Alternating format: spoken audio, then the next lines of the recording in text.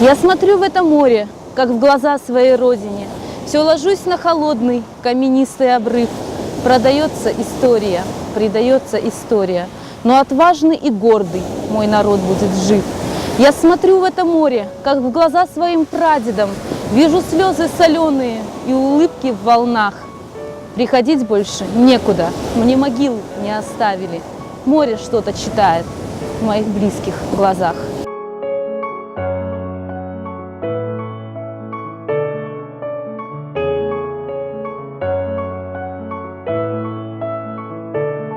Но это был какой-то голос за окном, это был свет, и первые строки мне были продиктованы.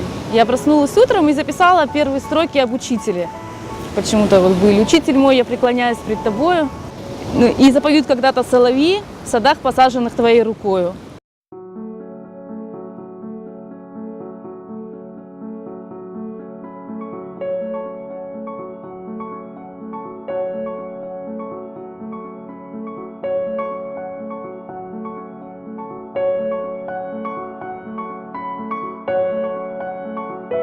Когда я иду по улице, на меня этот ветер с гор дует, и я понимаю, что вот это мое место. Вот это вот место, где я абсолютное счастье испытываю, абсолютную наполненность и удовлетворение от всего, что происходит.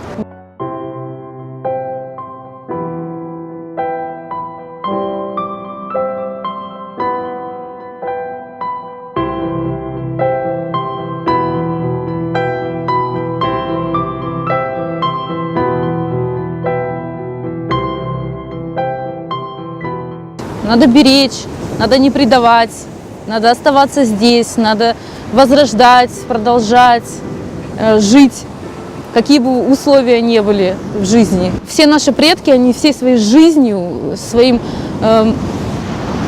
какими-то жертвами, они доказывали, что мы коренной народ этой земли, мы должны здесь жить, мы должны развиваться, мы должны не терять себя прежде всего. Как это мы, наше поколение, сейчас можем взять и просто все это перечеркнуть. Вот именно это я хочу сказать, когда пишу.